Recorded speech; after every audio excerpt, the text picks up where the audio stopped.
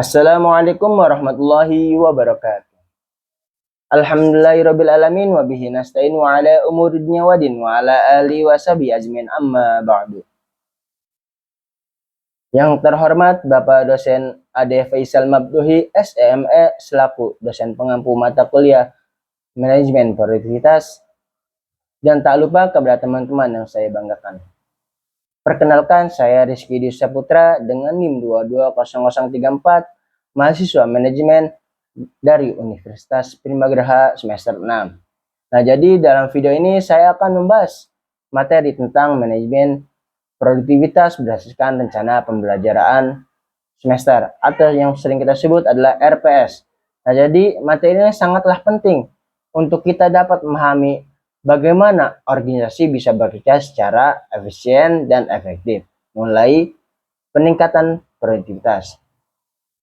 Yuk, mari kita mulai pembahasannya. Yang pertama itu konsep dan dasar-dasar manajemen produktivitas. Nah, jadi produktivitas ini secara umum adalah ukuran efisiensi suatu organisasi dalam menghasilkan output dengan menggunakan input tertentu. Nah, jadi produksi ini adalah perbandingan antara hasil output dan sumber data yang digunakan oleh input. Semakin besar output dengan input yang sama, semakin besar juga atau semakin tinggi suatu produksinya. Yang selanjutnya itu ada jenis-jenis produktivitas. Nah, jadi jenis-jenis produktivitas ini ada produktivitas parsial, produktivitas total, produktivitas faktor total. Nah, jadi produktivitas parsial ini hanya membandingkan satu input seperti tenaga kerja saja. Nah, yang kedua itu produktivitas total. Nah, jadi produktivitas total ini membandingkan output dengan semua input. Nah, yang ketiga itu produktivitas faktor total. Nah, jadi produktivitas faktor total ini menghitung kombinasi dua hal atau lebih input seperti tenaga kerja dan modal. Nah, setelah itu selanjutnya tugas dan penilaian produktivitas. Nah, jadi tugas utama manajemen adalah meningkatkan suatu produktivitas secara berkelanjutan melalui evaluasi, perencanaan, dan implementasi strategi. Misalnya itu ada konsep ekivalensi dalam produktivitas. Nah, jadi ekivalensi adalah suatu pendekatan untuk menyamakan dasar perbandingan antara organisasi atau perusahaan yang memiliki karakteristik berbeda agar perbandingan produktivitas menjadi adil dan valid. Nah, jadi ada beberapa persyaratan perbandingan ekivalensi itu ada seperti standar ukuran yang sama, input dan output yang setara, waktu dan skala produksi yang sebanding. Yang terakhir itu ada tingkat teknologi dan keahlian pekerja yang sama. Yang selanjutnya yaitu penyebab peningkatan produktivitas. Nah, yang pertama itu inovasi teknologi. Nah, jadi inovasi teknologi ini merupakan salah satu penyebab utama yang dapat meningkatkan suatu produktivitas dalam sebuah organisasi. Nah, jadi dengan penerapan teknologi baru, organisasi ini dapat mengurangi suatu waktu produksi, meningkatkan akurasi, mengurangi biaya, dan mempercepat suatu proses produksi. Nah, jadi inovasi teknologi ini tidak hanya terbatas pada peralatan baru, tapi juga melibatkan suatu pengembangan perangkat lunak, sistem otomatisasi, dan penggunaan data untuk kita dapat meningkatkan keputusan manajerial. Dan selanjutnya itu ada peningkatan keterampilan sumber daya manusia. Nah, jadi sumber daya manusia ini adalah salah satu aset terpenting dalam sebuah organisasi. Kenapa? Karena peningkatan keterampilan ini dan pengetahuan karyawan akan berkontribusi secara signifikan terhadap suatu peningkatan produktivitas. Nah, yang selanjutnya itu ada pengelolaan sumber daya yang efisien. Pengelolaan sumber daya yang efisien, baik dari sisi waktu tenaga kerja maupun bahan baku. Nah, jadi itu merupakan salah satu faktor dalam peningkatan produktivitas. Pengelolaan yang buruk akan mengarah pada pemborosan dan penurunan efisiensi. Nah, jadi pengelolaan yang baik juga akan memaksimalkan hasil yang diperoleh dari setiap input tersebut. Yang selanjutnya itu kebijakan pemerintah dan lingkungan ekonomi. Nah, jadi kebijakan pemerintah dan kondisi ekonomi yang stabil juga dapat mempengaruhi suatu kebijakan produktivitas. Nah, jadi kebijakan yang mendukung suatu inovasi, nah jadi investasi dan mengembangkan infrastruktur akan menciptakan suatu lingkungan yang kondusif untuk suatu peningkatan produktivitas. Yang selanjutnya itu ada motivasi dan kepemimpinan yang dalam organisasi.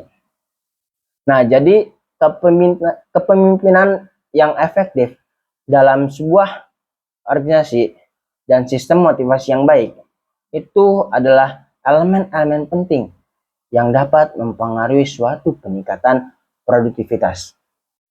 Yang selanjutnya itu dampak peningkatan produktivitas. Nah, jadi ada beberapa dampak peningkatan produktivitas. Yang pertama itu salah satunya dampak utama meningkatkan produktivitas itu adalah peningkatan kinerja organisasi. Nah, jadi organisasi yang berhasil meningkatkan suatu produktivitas dapat mengoptimalkan penggunaan sumber daya yang ada dan dapat menghasilkan lebih banyak output dengan biaya yang lebih rendah dan meningkatkan kualitas produk atau layanan yang ditawarkan.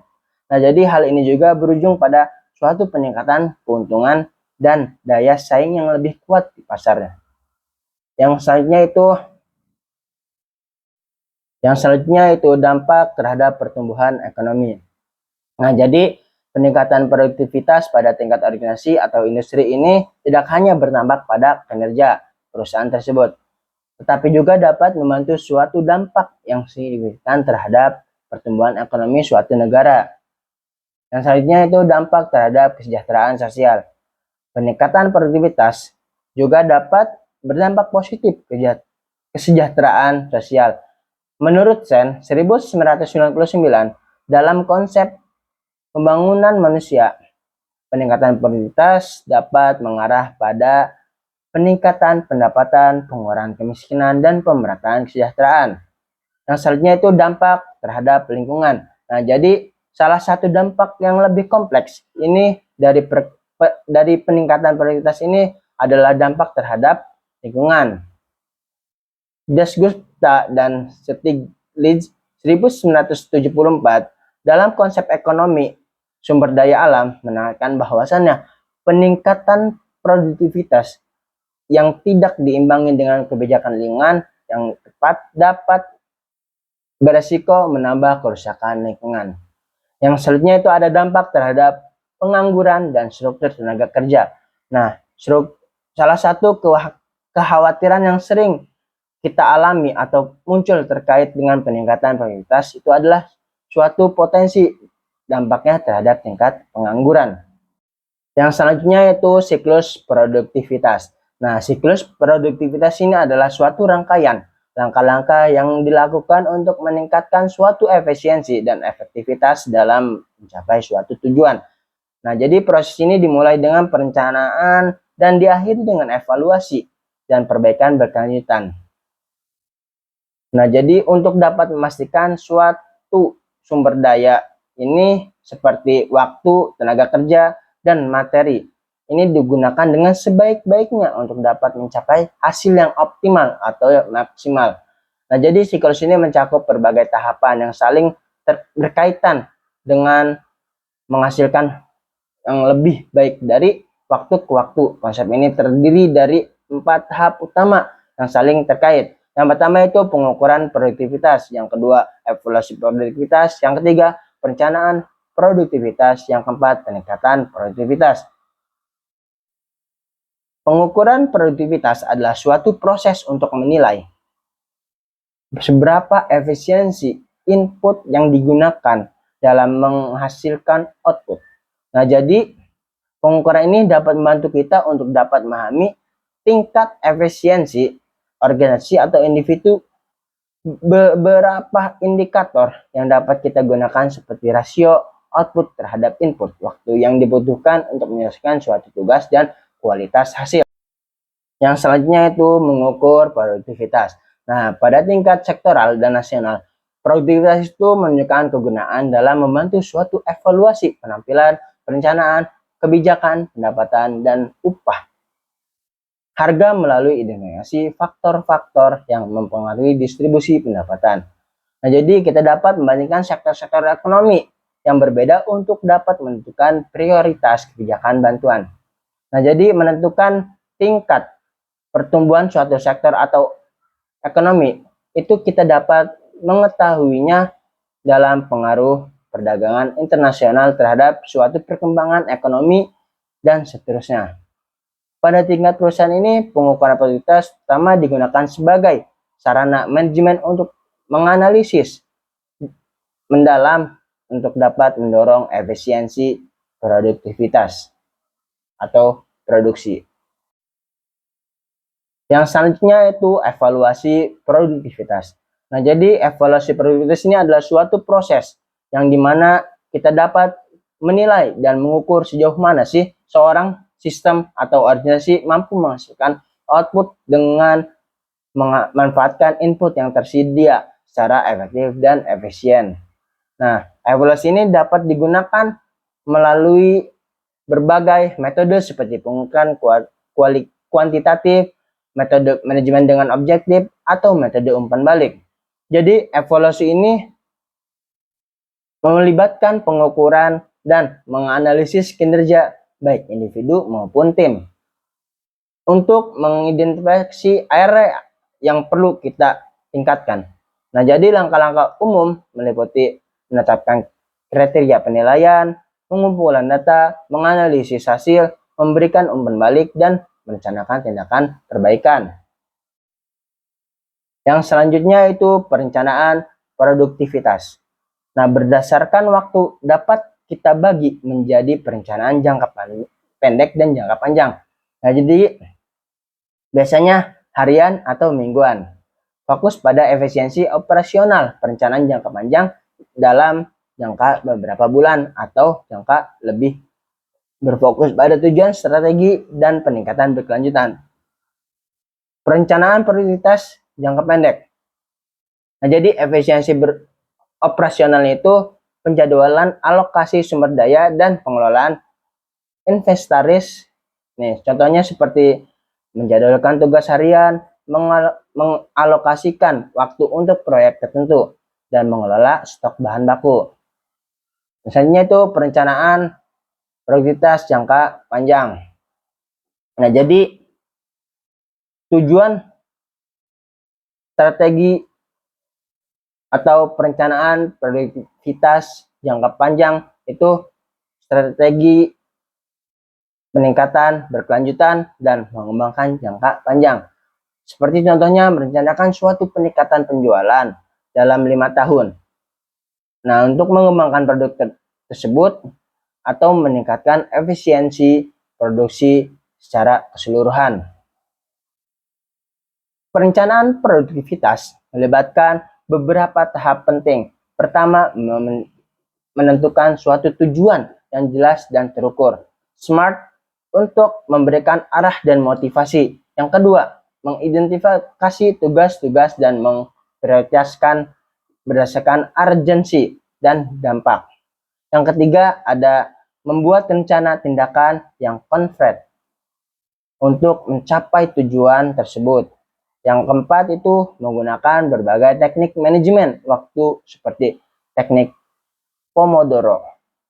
Yang kelima itu ada menghilangkan distraksi dan menciptakan lingkungan kerja yang mendukung. Yang terakhir itu ada melakukan sebuah evaluasi dan penyesuaian terhadap rencana produktivitas untuk termasuk efektivitasnya. Yang selanjutnya yaitu meningkatkan produktivitas sangat penting bagi keberhasilan dan pertumbuhan bisnis, apapun.